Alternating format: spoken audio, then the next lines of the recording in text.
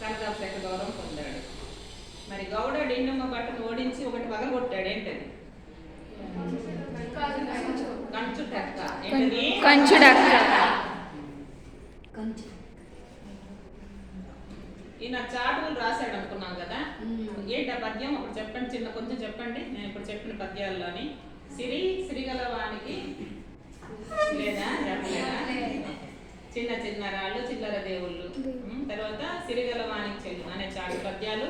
అంతేకాకుండా అర్థాంతరన్యాస అలంకారాలు అంటే ఈ కవి గారికి ఎక్కువగా ప్రీతి, సంస్కృత పదాలు ఎక్కువగా వాడారు, శీర్ష పద్యాలు ఎక్కువగా రచించారు.